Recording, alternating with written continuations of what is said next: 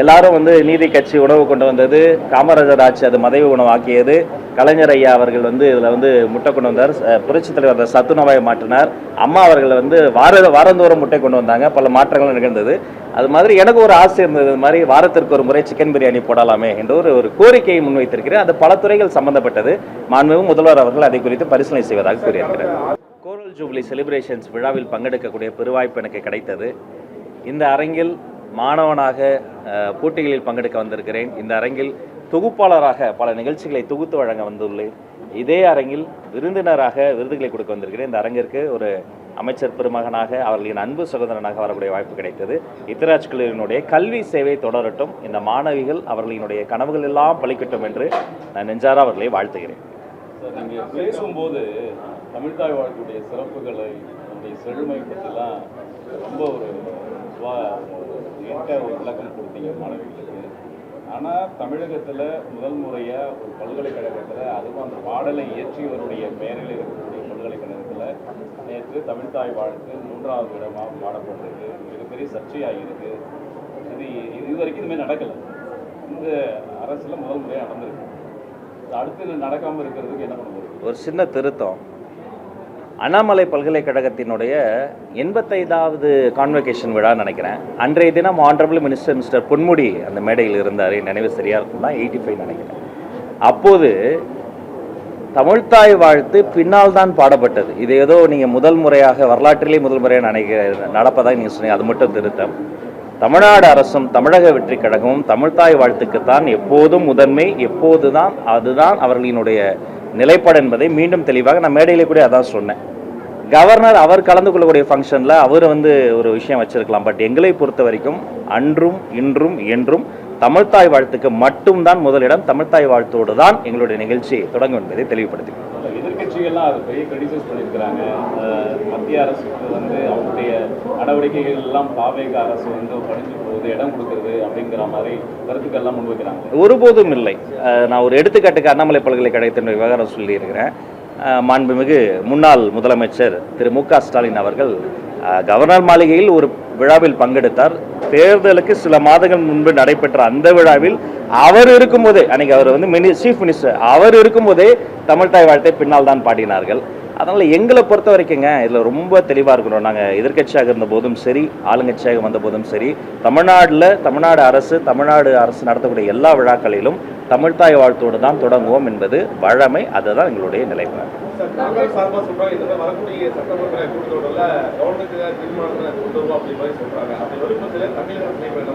இல்லை, காங்கிரஸினுடைய நிலைப்பாடு காங்கிரஸ் தோழர்கள் தான் சொல்லணும். நம்ம தமிழக வெற்றி கழகத்தை பொறுத்த வரைக்கும் நடந்து முடிந்த அந்த ஒரு சட்டமன்ற நிகழ்வை பார்க்கிற பொழுது மிகுந்த நாகரிகத்தோடு, மிகுந்த பொறுமையோடு, எதிர்த்தரப்பிலிருந்து உரிமையெல்லாம் பேசும் போது கூட நாங்கள் உரிமைக்காக மட்டுமே பேசணும். நம்மளோட நிலைப்பாடு எப்பயுமே ஆக்கப்பூர்வமான அரசியல் நோக்கி தான் நகரும். ஏதாவது பிரச்சனைகள் இருந்தால் கூட அதில் பேசி சரி செய்து அதை நோக்கி தான் நம்ம கொண்டு போவோம். சட்டமன்றத்தை பொறுத்த வரைக்கும் மக்கள் பணி செய்வதற்காக, பல சட்டங்களை ஏற்றுவதற்காக, பல முக்கிய தீர்மானங்களை கொண்டு வருவதற்காக தமிழக வெற்றி கழகத்தினுடைய மாண்புமிகு முதல்வர் அவர்களினுடைய ஆலோசனைப்படி, அறிவுறுத்தலின்படி தமிழக வெற்றி கழகத்தினுடைய மதிப்பிற்குரிய சட்டமன்ற உறுப்பினர்கள் மிக தீவிரமாக தயாராகி கொண்டிருக்கிறார்.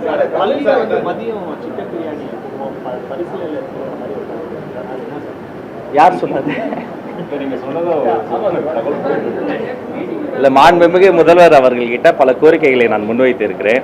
அதில் அந்த கோரிக்கைகளை முன்வைத்து அதற்கான தரவுகளையும் கொடுத்திருக்கிறேன். நம்முடைய பள்ளிக்கூட குழந்தைகள், அரசு பள்ளிகளினுடைய அந்த சீருடைகளை எப்படி மேம்படுத்தலாம், இந்த காலை உணவு கிட்டத்தட்ட சற்றப்போ ஒரு மாணவனுக்கு 11 ரூபா 50 பைசா தான் தராங்க சற்றப்ப.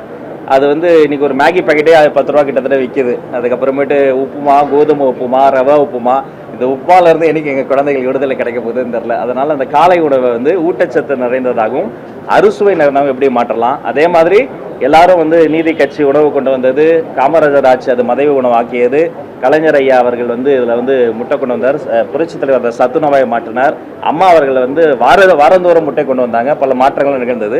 அது மாதிரி எனக்கு ஒரு ஆசை இருந்தது, இது மாதிரி வாரத்திற்கு ஒரு முறை சிக்கன் பிரியாணி போடலாமே என்ற ஒரு கோரிக்கையை முன்வைத்திருக்கிறேன். அது பல துறைகள் சம்பந்தப்பட்டது. மாண்புமிகு முதல்வர் அவர்கள் அதை குறித்து பரிசீலனை செய்வதாக கூறியிருக்கிறார். இல்லை, இப்போ நம்ம தமிழ்நாட்டுக்கு சேர வேண்டிய அந்த நிதி இருக்கு பாருங்க, அதில் யார் பாதிக்கப்படுறது அப்படின்னு பார்த்தா, அரசு என்பதை விட, அரசியல் தலைவர்களாக இருக்கக்கூடிய நாங்கள் என்பதை விட தமிழ்நாட்டினுடைய வருங்காலம் பாதிக்கப்படுகிறது. இது இன்வெஸ்ட்மெண்ட் ஆன் நாலேஜ். தமிழ்நாடு அரசினுடைய பட்ஜெட்லேயே ஒரு மிகப்பெரிய பங்கு நாங்கள் ஏன் அந்த வந்து அரசு பள்ளிகளுக்கு செலவு செய்கிறோம். இதன் மூலமாக நாங்கள் வந்து எந்த ரிட்டர்னும் கிடையாது. இது அறிவின் மீதான ஒரு முதலீடு. அப்படி முதலீடு செய்கிற பொழுது இந்த பள்ளிக்கூடங்களில் படிக்கக்கூடிய குழந்தைகள் வந்து பிற்காலத்தில் விஞ்ஞானிகளாக வருவாங்க, பொருளாதார நிபுணர்களாக வருவாங்க, தமிழ் பண்டிதர்களாக வருவாங்க, அவர்களினுடைய தலைமுறையே மாறும். அப்படிப்பட்ட அந்த சூழலில் இருக்கிற பொழுது பல காரணங்களை கூறி மொழி பிரச்சனைக்காக, கொள்கை பிரச்சனைக்காக சொல்லி இதை வந்து தடுப்பது வந்து ஏற்புடையதே கிடையாது. அதனால் இதில் அவங்க இன்னும் கூட அவங்க வந்து இதை வந்து கன்சிடர் பண்ணி கட்டாயமாக இதை விடுவிக்க வேண்டும். அதற்கு அவர்களிடம் பேச்சுவார்த்தை மூலமாகவோ அல்லது சட்டப்பூர்வமாகவோ எத்தகைய ஒரு விஷயத்தை முன்னெடுக்கணுமோ அதை நாங்கள் வந்து முன்னெடுப்போம். முந்தைய ஆட்சி காலத்தில் தமிழ் வழிகளில் படித்தவங்களுக்கு ரிசர்வேஷன் இருக்குது கவர்மெண்ட் ஜாப்ல. ஆனால் அது இப்போ ஒரு முறையாக வந்து இம்ப்ளிமெண்ட் பண்ணலான்ற ஒரு கருத்து இருந்தது. இப்போ இந்த கவர்மெண்ட்ல அது எந்த அளவுக்கு ஏற்கனவே ஒரு முறை நான் சொன்னதை போல கடந்த ஆட்சியாளர்கள் அதிமுக, திமுக அவர்கள் யார் ஆட்சியிலுமே நல்ல திட்டங்கள் அல்லது மக்களுக்கு பயன் தரக்கூடிய திட்டங்கள் இருந்தால் வேறு எந்த காரணத்திற்காகவும் பகைமையோடு அது நிறுத்தப்படாது. அம்மா உணவகத்தில் மக்கள் வருவது அதிகரித்திருக்கிறது. ஆட்சிக்கு வந்தவுடனே அம்மா உணவகத்தில் இருந்த அம்மாவுடைய படத்தை பிடுங்கி போட்டு ரகலை பண்ண அந்த ஆட்சியாளர்கள் நம்ம பார்த்தோம் 2021. ஆனால் இங்கே நாங்கள் ஆட்சிக்கு வந்த இந்த ஒரு சில நாட்கள் அம்மா உணவகத்தில் மக்கள் வருகை அதிகரித்திருக்கிறது, உணவு தரம் மேம்படுத்தப்பட்டு இருக்கிறது. அந்த அம்மா உணவகத்தில் இன்னும் அம்மா படம் இருக்கிறது. இதுதான் தமிழக வெற்றி கழகத்தினுடைய ஆட்சி. மாண்புமிகு முதல்வரை பொறுத்த வரைக்கும் வேற்றுமையை வளர்க்காது, பகையை தொடராது. இந்த போட்டி போடுறது எதில் இருக்கணும்னா நல்ல திட்டங்களை தொடர்வதில் தான் நாங்கள் போட்டி போட்டு தொடரும். இன்னும் பல புதிய திட்டங்களை கொண்டு வந்து இப்போ அந்த திட்டங்கள் நல்ல திட்டமாக இருந்தாலும் அதனுடைய பயனாளர்கள் முக்கியமானவர்கள் இருந்தாலும் செயல்படுத்துகிற வகையில் ஏதாவது ஊழல்கள் நடந்திருந்தால் அது கண்டறியப்பட்டு அந்த லீக்கேஜஸ் ஸ்டாப் செய்வதற்கான வேலைகள் தான் நாங்கள் செய்வோம். 100 ரூபா திட்டம் நல்ல திட்டமாக இருக்கும் ஒரு எடுத்துக்காட்டுக்கு, அதை செய்து முடிப்பதற்கு 1000 ரூபா கணக்கு காட்டியிருப்பாங்க. அப்போ நம்ம அதை களைய வேண்டியது அந்த ஊழலை தான் களையணும். அந்த திட்டத்தையே நம்ம வந்து நிறுத்திவிடக்கூடாது. எனவே நல்லது தொடரும், நல்ல முறையில் சீராய்வு செய்யப்பட்டு தொடரும்.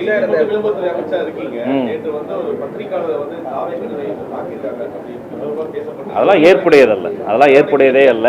அவர்கள் மீது நடவடிக்கையை வந்து அது சீராய்வு செய்து நம்முடைய மதிப்பிற்குரிய பொதுச் செயலாளர் அவர்கள் தலைமையில் சீராய்வு செய்து உண்மைத்தன்மையை அறிந்து நாங்கள் வந்து செயல்படுவோம். எந்த பத்திரிகையாளராக இருந்தாலுமே எந்த கட்சியாக இருந்தாலுமே அவர்கள் மூலமாக தான் இந்த உலகத்தை இணைக்கக்கூடிய உறவு பாலம். அவர்கள் மீது சுடுசொல் வீசுவதோ எதிர்வினை ஆற்றுவதோ கருத்தை கருத்தால் தான் எதிர்கொள்ள வேண்டும். இந்த விஷயத்திலையும் உண்மைத்தன்மை ஆராய்ந்து தக்க நடவடிக்கை எடுக்கப்படும்.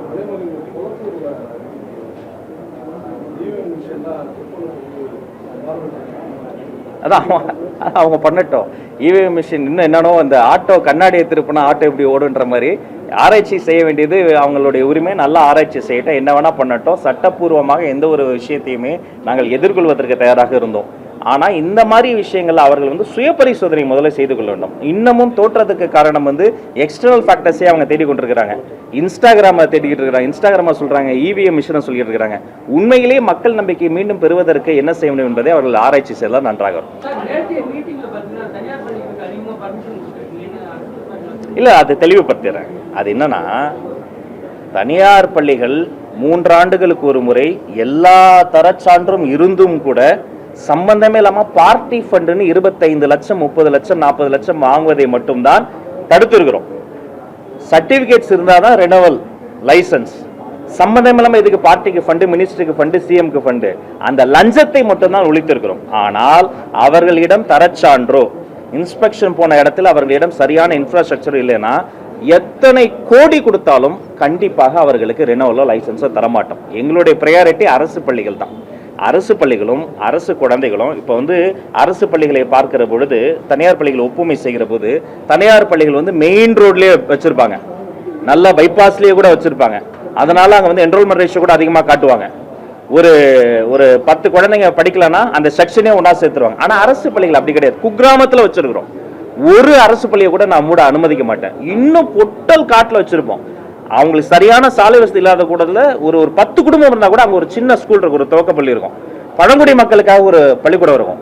அங்கே வந்து குழந்தைகள் சேரலன்னா வீட்டுக்கே போய் வாங்க உங்களுக்கு நாங்கள் உதவி பண்ணுறோம் சேருங்கன்னு சொல்லி மீண்டும் ஒரு 10 குழந்தைங்க அந்த இடத்துக்கு வந்துட்டாங்கன்னா அந்த பள்ளி இயங்கும்.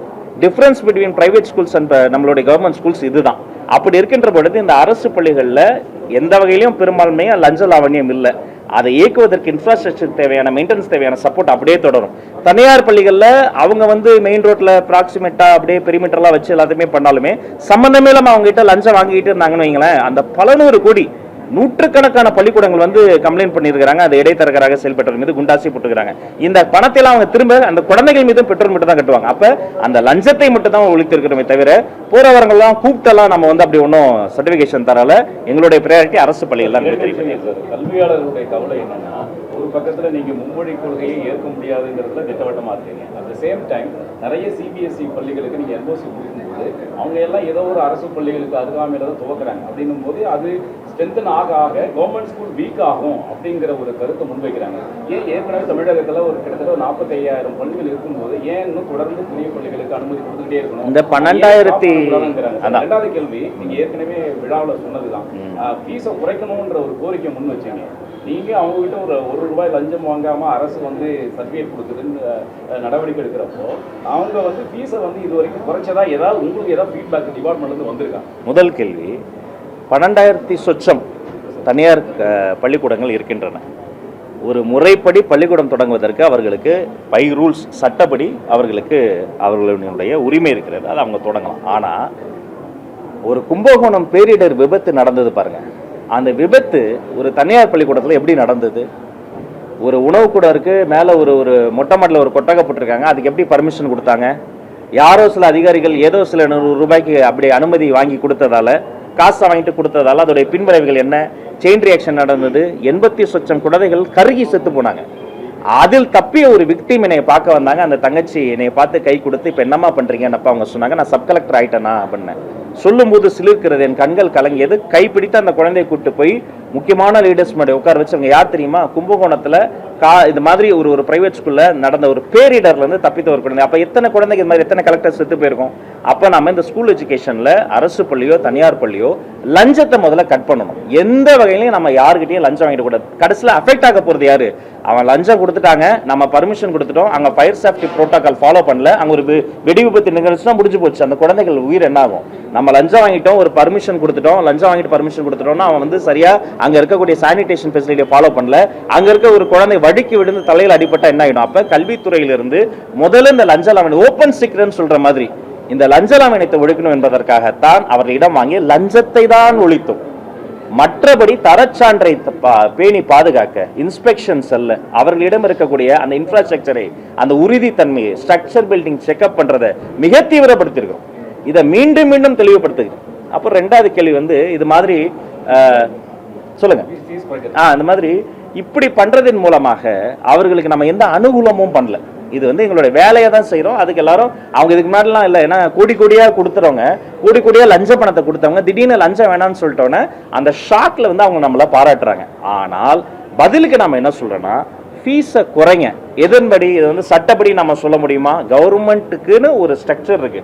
பிரைவேட் ஸ்கூலுக்கு இதை தான் ஃபாலோ பண்ணோம், இதே ஃபாலோ பண்ணுங்க. முதல்ல அவங்க கிட்ட நான் அதை வந்து டிமாண்டா கூட சொல்லலை. முதல்ல அன்பொழுக ஆலோசனையா கேட்டேன், கோரிக்கையா கேட்டேன், அதன் பிறகு உரிமையா சொன்னேன். இதன் பிறகும் அவர்கள் வந்து போதுமான அளவுக்கு எனக்கு ஃபீட்பேக் வரல. அப்ப என்ன பண்ண போறேன்னா, இந்த கவர்மெண்ட் நிர்ணயித்த பிரைவேட் ஸ்கூலுக்கான அந்த ஃபீஸ் ரெகுலேஷன் கமிட்டி இருக்க பாருங்க, அதை ரீகான்ஸ்டியூட் பண்ண போறேன். அதை மீண்டும் கட்டமைத்து இதற்கென்று கமிட்டி போட போறேன். இவ்வளவுதான் ஃபீஸ் என்பதை டிரான்ஸ்பரண்டா போடணும், இவ்வளவுதான் ஃபீஸ் வாங்கணும்.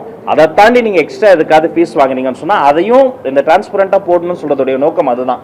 சில இடத்துல வந்து புதுசா ஒரு ஃபெசிலிட்டி, இப்போ ஒரு விஆர் கிளாஸை வச்சு ஒரு லேபு கொண்டு வராங்க, எமர்ஜிங் டெக்னாலஜி ஒரு லேபு கொண்டு வராங்க, அது பரிசோதனை முறையில் கொண்டு வராங்கன்னா அவங்க அதுக்கு சப்ஸ்கிரைப் பண்ணியிருப்பாங்க மந்த்லி இவ்வளவுன்னு. அதை வெளிப்படையாக போடுங்க. சம்மந்தமே இல்லாம கேபிடேஷன் ஃபீஸ், சம்மந்தமே இல்லாம டொனேஷன் ஃபீஸ், வெல்ஃபேர் ஃபீஸ், அது எங்க போகுது? வரி இழப்பு ஏற்படுத்துகிறது, அதில் டிரான்ஸ்பரன்சி இல்லை. அப்போ இதை கண்காணிக்க என்று தனி கமிட்டி போட்டு அது வெகு விரைவில் அதில் வந்து ஓய்வு பெற்ற நீதிபதிகள், கல்வியாளர்கள், இதை போன்ற அவர்கள் எல்லாம் வைத்து ஒரு தனி கமிட்டி போட்டு அவர்கள் மீது நடவடிக்கை எடுக்கலாம். முதல் கேள்வி என்னன்னா சார், கல்வியாளர்கள் அதிகமாக பிரைவேட் செக்டருக்கு நீங்க பர்மிஷன் கொடுக்க கவர்மெண்ட் ஸ்கூல் வீக் ஆகும் இல்ல, அதிகமான பர்மிஷன்ங்கிறது தவிர 10 ஸ்கூலுக்கு நம்ம என்ஓசி தரோம் சொல்றேன். 10 ஸ்கூலுக்கு நம்ம ஒரு என்ஓசி தரோம்னு சொன்னா சட்டப்பூர்வமா அவங்க ஒரு ப்ராசஸ் தாண்டி வந்ததால தான் தரோம். இந்த பக்கம் 207 பள்ளிக்கூடங்களை மூண்டாங்க கடந்த ஆட்சியில். நான் ஒரு பள்ளிக்கூடம் கூட மூடக்கூடாதுன்ட்டேன். அங்க என்ரோல்மெண்ட் ரேஷியோ இல்லைன்னா 10 ஸ்டூடெண்ட்டை கூட்டுவாங்க. அங்க இன்ஃப்ராஸ்ட்ரக்சர் சரியா இல்லைன்னா அவங்களுக்கு சொல்லி புரிய வைங்க. தனியார் பள்ளிக்கூடங்களுக்கு இணையா நம்ம இன்ஃப்ராஸ்ட்ரக்சரை பேணி பாதுகாக்க மெயின்டெனன்ஸ் செய்ய தான் பல கோடி ரூபாய் செலவு செய்து முயற்சி பண்றோம். ஆனா அவர்கள் ஒருபோதும் அது பக்கத்துல வந்து வந்துடக்கூடாது என்பதில் ரொம்ப தெளிவா இருக்கிறோம். ஒரு தனியார் பள்ளிக்கூடம் பக்கத்திலே ஒரு அரசு பள்ளிக்கூடம் அப்படியெல்லாம் வர முடியாது. இன்னும் சொல்ல போனா ஆர்டி சட்டம் கொண்டு வரப்பட்டு இந்த ரைட் டு எஜுகேஷன் மூலமாக அந்த வீட்டுக்கு பக்கத்திலே 1 கிலோமீட்டர் 1.5 கிலோமீட்டர் வீட்டுக்கு பக்கத்தில் இருக்கக்கூடிய குழந்தைக்கு ஆக்சஸ் டு எஜுகேஷன் ஈஸியாக இருந்தால் மட்டும் தான் அங்கே அனுப்புகிறோம். அப்படி இல்லாத பட்சத்தில் அது பால்வாடியாக இருக்கட்டும், தொடக்கப்பள்ளியாக இருக்கட்டும், இடைநிலையாக இருக்கட்டும், மேல்நிலையாக இருக்கட்டும், உயர்நிலையாக இருக்கட்டும், நம்முடைய அரசு பள்ளி கதவுகள் திறந்தே இருக்கிறது. இன்னும் வரக்கூடியவர்களுக்கு கேன்வாஸ் ஷூவாக இருக்கட்டும், கிரையான் பென்சிலாக இருக்கட்டும், சீரடியாக இருக்கட்டும், காலை உணவை எக்ஸ்டெண்ட் பண்ணலேருந்து இப்போ தம்பி கேட்டாப்லையே மதிய உணவில் இன்னும் சீர்படுத்துகிற வரைக்கும் அது வெறும் உணவுப் பொருள் கிடையாது, அது ஊட்டச்சத்து பொருள். நல்ல புரோட்டீன் சாப்பிட்ற குழந்தை எக்ஸாமில் நல்லா இவ்வளவு 70க்கும் மேற்பட்ட திட்டங்களை நாங்கள் கொண்டு வரோம். அப்போ இது எங்களுடைய நோக்கம் ரொம்ப தெளிவு. லஞ்சத்தை தனியார்ல ஒழிக்கிறோமே தவிர தனியார் மயமாக்குவது எங்களுடைய இலக்கு கிடையாது. அரசு பள்ளிகளை இன்னும் மேம்படுத்துவதற்காக உழைக்கிறோமே தவிர அரசு பள்ளியை கவனிக்காமல் கிடையாது. இப்பதாங்க அது கேட்டாரு, இவ்வளவு விலாவரியா சொன்னேன். இல்ல இல்ல இல்ல, அவங்க முறைப்படி சட்டத்துக்கு உட்பட்டு வரவங்களுக்கு தான் அது தரோம். மற்றபடி எடுத்தோன்னு அப்படி எல்லாம் கொட்டி எல்லாம் யாருக்கும் கொடுக்கல. பல ஆண்டுகளாக அந்த ட்ரையல்ல வந்தவங்களுக்கு தான் அது சட்டத்துக்கு உட்பட்டு தான். 207 பள்ளிக்கூடங்கள் சற்றப்போ மூடப்பட்டது. ஆனா நம்மளுடைய ஆட்சி காலத்துல எந்த பள்ளிக்கூடமும் மூடக்கூடாது. அப்படி அங்க என்ரோல்மெண்ட் ரேஷியோ குறைவாக இருந்தாலும் நம்ம டிஇஓ, சிஇஓ, கலெக்டர் அவங்க கிட்டலாம் special IAS IPS meeting honourable CM தலைமையில் நடந்த போது கூட போய் பாருங்க. முதல்ல இன்ஃப்ராஸ்ட்ரக்சர் போய் பாருங்க. அங்க நம்ம அலோகேட் பண்ண ஃபண்டு அடுத்த மாசம் டாய்லெட் ஃபெசிலிட்டி எப்படி இருக்கு, அடுத்த வருஷம் எப்படி இருக்குன்னு போய் பாருங்க. அவங்களுக்கு பாதுகாப்பு உணர்வை கொடுங்க. அந்த குழந்தைகளை போய் பார்த்து மறுபடியும் கொண்டு வாங்கன்னு சொல்லி மதுரைக்கு பக்கத்துல ஒரு சின்ன கிராமத்துல மீண்டும் 10 மாணவர்கள் கொண்டு வரப்பட்டு கடந்த வாரம் மீண்டும் ஒரு பள்ளி இயங்க தொடங்கிருச்சு.